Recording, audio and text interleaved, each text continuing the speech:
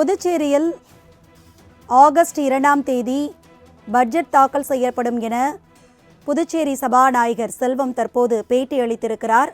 அது தொடர்பான செய்தியை முக்கிய செய்தியாக பார்த்து கொண்டிருக்கிறோம். விவரங்களை செய்தியாளர் தன்ராஜ் வழங்க கேட்கலாம். தன்ராஜ், இது குறித்த விரிவான விவரங்களை பகிர்ந்துக்கலாம். நிச்சயமாக. அதாவது புதுச்சேரி 15வது சட்டப்பேரவையின் 5வது கூட்டம் வரும் 31ஆம் தேதி காலை 9 மணிக்கு கூடுகிறது என சபாநாயகர் செல்வம் தெரிவித்துள்ளார். இது குறித்து அவர் கூறுகையில், கடந்த பிப்ரவரி மாதம் 22ஆம் தேதி கூடிய கூட்டத்தின் போது பாராளுமன்ற தேர்தலையொட்டி முழு பட்ஜெட் தாக்கல் செய்யாமல் ஏப்ரல் முதல் ஆகஸ்ட் மாதம் வரை 5 மாதத்திற்கான அரசின் செலவினங்களுக்கு மட்டும் அரசின் ஒப்புதல் பெறப்பட்டு அந்த பட்ஜெட் கூட்டத்தொடரானது பட்டது.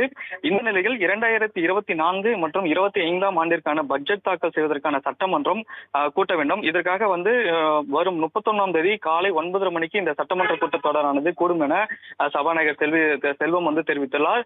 தொடர்ந்து பட்ஜெட் கூட்டத்தொடர் என்பதால் ஆளுநர் உரையுடன் இந்த கூட்டத்தொடரானது தொடங்க உள்ளது. 31ஆம் தேதி ஆளுநர் உரையுடன் பட்ஜெட் கூட்டத்தொடர் தொடங்குகிறது. அதன் பிறகு ஆகஸ்ட் 1ஆம் தேதி அந்த ஆளுநர் உரைக்கு மீதான நன்றி தெரிவிக்கும் தீர்மானமும் நடைபெறுகிறது.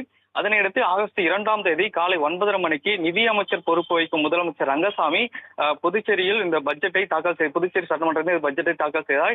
கிட்டத்தட்ட 12,700 கோடிக்கான இந்த பட்ஜெட் அன்றைய தினம் தாக்கல் செய்யப்படுகிறது. மேலும் இந்த பட்ஜெட் தாக்கலில் இந்த கூட்டத்தொடர் முக்கிய பார்த்தீங்கன்னா, புதுச்சேரி ரேஷன் கடைகளை திறந்து இந்த இலவச அரிசி வழங்க வேண்டும் என்று கோரிக்கைகள் தொடர்ந்து வலியுறுத்தப்பட்டு வருகின்றன. இந்த பட்ஜெட் கூட்டத்தொடரில் அது அறிவிப்பு வெளியாகும் என எதிர்பார்க்கப்படுகிறது. மேலும் இந்த பட்ஜெட்டில் அறிவிக்கப்படாத திட்டங்கள் அமல்படுத்தாதது, சட்டம் ஒழுங்கு இஷ்யூ விவகாரம், பெண் குழந்தைகளுக்கான வைப்பு நிதி திட்டம், குடும்ப தலைவர்களுக்கு 1000 ரூபாய் வழங்குவது உள்ளிட்ட பல்வேறு திட்டங்களை கடந்த கூட்டத்தொடர் அறிவிக்கப்பட்டு அது முழுமையாக செயல்படுத்தலால் அது குறித்து கேள்வி எழுப்ப எதிர்க்கட்சிகள் தயாராக உள்ளன.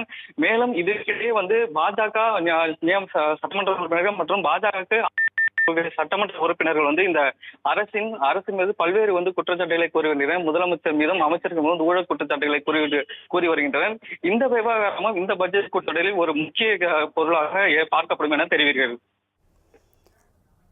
விவரங்களை பகிர்ந்து கொண்டமைக்கு நன்றி தன்ராஜ்.